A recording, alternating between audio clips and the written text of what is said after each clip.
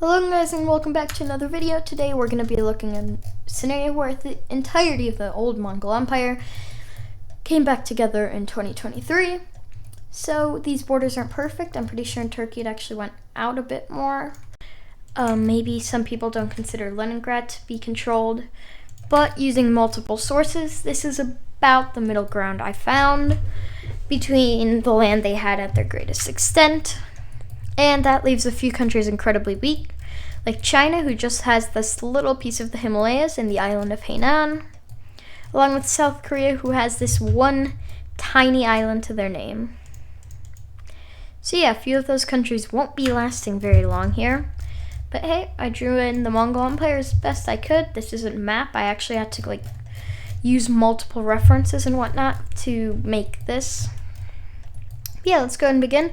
Our goal here is going to be to expand the Mongol Empire. This world, they're probably already the strongest country ahead of the USA. Why not make them even stronger? So yeah, first things first, and that is that they declare war on any amount of China that's left existing. Yeah, that doesn't last very long at all, as it's all captured pretty quickly and integrated into the new Mongol Empire even faster. With that, they do have an enemy to the south, as India poses a threat that is only going to expand here, as India takes some of the countries around it, including Bhutan, who agrees to join them, Bangladesh, who is invaded militarily, Nepal, who also agrees to join them, and these countries are either joining them to survive or being invaded by India to strengthen themselves again in the fight against the new Mongol Empire. They also go ahead and unite with Myanmar. And yeah, this is just gonna strengthen them as much as possible before the Mongols eventually go to war. We also see Pakistan here, who is incredibly weakened and crippled. India goes ahead and declares war, and I don't care if you're gonna get mad at me, India wins the war with semi-ease. They've only gotten stronger, while Pakistan has been reduced to a lot weaker. And with political instabilities only growing in the country, India now controls the subcontinent and a good amount of Southeast Asia as well. That's going to be an issue for the Mongols, but not before they continue to annex countries that are already almost dead, as they annex Iraq, they annex Kuwait, they go ahead and annex Syria, they annex Cyprus. These are just countries that are pretty much already dead. They annex Moldova, they annex Belarus, and yeah, these are just countries that are too weak to even survive here, that lost too much land or on the border, and have no point in being allowed to survive. With that, the Mongol Empire has already expanded a decent amount, especially into the Middle East, with countries either seeing no point in trying to fight the Mongols, or just, as I said, not being able to survive and having to join them. Yeah, that's already strengthened them. They also decide to declare war that in real life you may consider difficult, but here it's actually going to be pretty easy. That is going to be war with Russia. In real life, we've already seen that it's a lot easier than you would think with the war in Ukraine, but let's not judge Russia completely on that. They've lost the majority of their important land here, and honestly, I don't see them standing a chance against this new Mongol Empire. Even if they had 100% of the land that they do in real life, and the Mongols just gave that back for some reason, they would most likely still lose. And with St. Petersburg gone, Moscow either gone or right on the doorstep of Mongolia, yeah, this isn't going to go great. They push up. Also, this is Russian, and so is Leningrad. Nope, not Leningrad. Nope. With that, the Mongols begin their invasion of Russia. Also, I meant to say, why can I not pronounce this right now? It'll come to me, it's fine. But yeah, they just begin a push all across the border, as yeah, Russia's incredibly weakened here, and the Mongols had troops everywhere.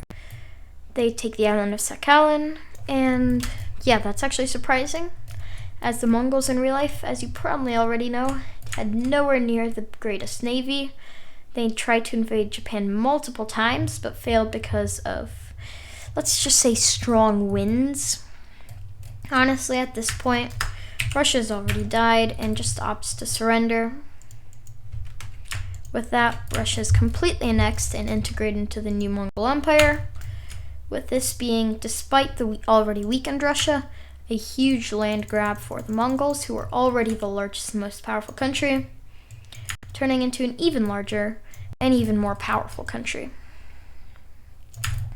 So yeah, just cleaning up the borders a bit. Honestly, at this point, should they be called the Mongols or just be called Asia? Because they control majority of that land. Like a good majority of it. With that, the USA actually attempts to make an alliance against the Mongol Empire here. They see them as a threat, which honestly you should. And the first alliance is made to combat them. I'll just go ahead and color them in real quick to show you what the USA and their allies are trying to do here. Obviously France, Spain, Germany, Italy, the UK. We see Canada, the USA. We see Sweden and Finland joining, Estonia and Latvia. We see Romania joining, Bulgaria joining, Greece joining. We see Croatia and Austria joining, along with Poland and Benelux. Portugal joins, Norway and Denmark. So yeah, a lot of the world is joining in here. We also see Australia and New Zealand joining in. Also, I'm not going to color these in completely, as I'm going to remove them soon. Japan joins. The Philippines join. And for now, that's going to be it. But this alliance is definitely still growing, and the growth is only going to be exponential here, as more and more countries want to join in return for protection against the new Mongols. So yeah, they're scaring people so bad, they're frantically making alliances. With that, the Mongols decide not to actually go for this alliance yet, as they have a few more countries they can pick off first, including Turkey, who was a bit too late to join the alliance and was eaten up before they could. So yeah, along with that, Lebanon is gone. Once again, just eaten up before they could join any alliance. Sadly for the new Mongols, Israel and Saudi Arabia both joined, but happily for them, Jordan was too late, leading to them being able to attack and annex Jordan. We see the rest of the Gulf countries except Yemen also join in, but that's not going to stop them, as Lithuania, their papers are just taking a bit too long to process, and that's going to lead to their ultimate doom, as the Mongols see this as an opportunity and a next country. This is pretty much the same thing that happens in Ukraine. Their application was more difficult since they'd already lost some land to the Mongol Empire, and they were seen as a semi-occupied nation, which just caused some problems in the joining. Luckily for Latvia, that didn't happen to them, but it did for a lot of other countries. India makes their own alliance with pretty much just a few African nations and a few Southeast Asian nations. Sadly for Vietnam, Laos, and Cambodia, they aren't fast enough to join this though, as they are eaten up by the Mongols, who are now just destroying anyone who's on their border who isn't in one of these two major alliances, which honestly should just be one, but they're keeping it as two because they're just two different kinds of alliances, so to say.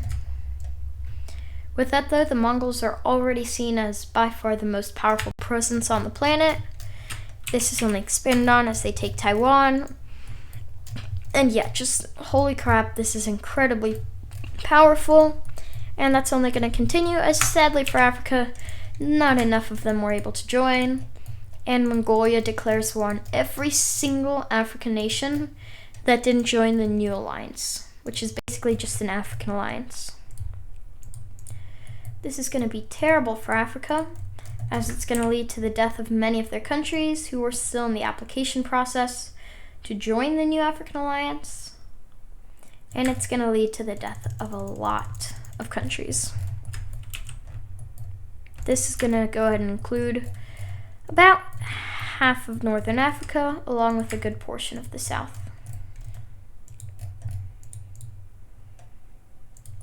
So yeah, Mongolia is getting themselves some weird shaped colonies, But hey, they just gotta go where they can. And where they can is wherever the countries haven't joined. There are also a few weird ones that haven't joined, like Burundi and Rwanda, Lesotho. Actually, they do declare war on Eswatini. But these are inside countries that have joined, so there's no point in trying to go to war with them. As the Mongol Empire is going to begin to make their landings here, one major one in Mozambique. As in real life, their navy may not have been the strongest, but here they have annexed the navies of China, of Russia, of Turkey, of Iran, of South Korea, of Vietnam, of a lot of very powerful countries, and that's enough to help them get a strong enough one to make a landing down here in Mozambique. They continue to push along the coast.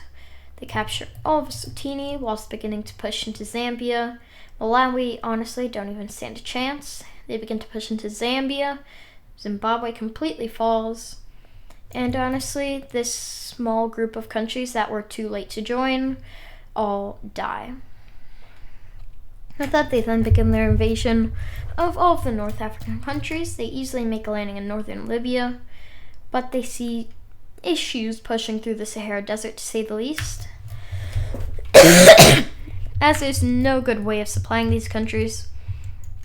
But having made some new naval outposts along the coast of Namibia, they are able to make a landing over here in Equatorial Guinea, push into the Congo, and there we go. Their new invasion has started, and once this landing is made, there's no going back. The CAR doesn't stand a chance, neither does South Sudan. Also, I just realized I still have to make the Chad Empire. Coming soon, coming soon.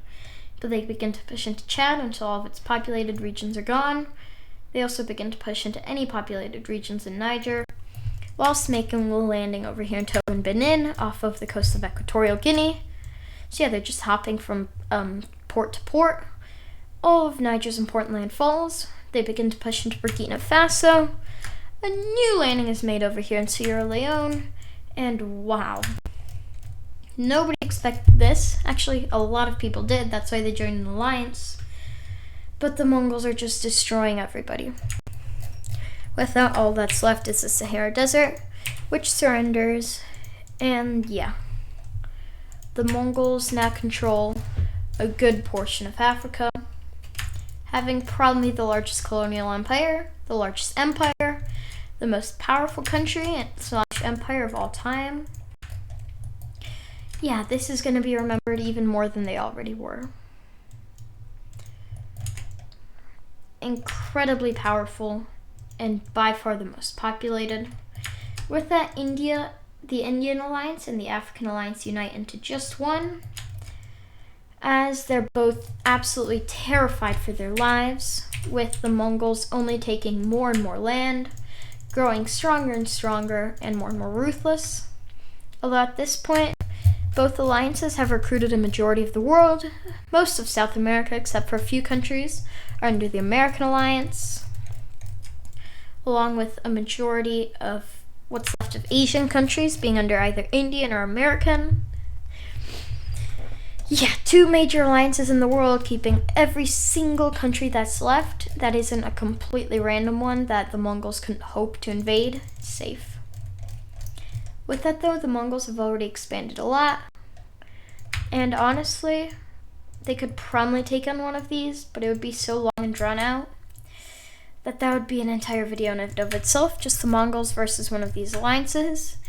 It would be close, but as I said, they have only expanded since the start of this, and having faced no real challenge, they've never had to deal with having, what's the word I'm looking for here? Yeah, they haven't lost much manpower or much infrastructure or equipment to the countries they've declared war on, as they had either already lost land to the Mongols or just in poor shape to begin with. With that, our new Mongol Empire is pretty much done. This Mongol Empire is expanded into Europe, taking a lot of land out of Africa, and started actually making a navy. So I hope you guys enjoyed. Holy crap, is this strong, and I'll see y'all next time. Bye.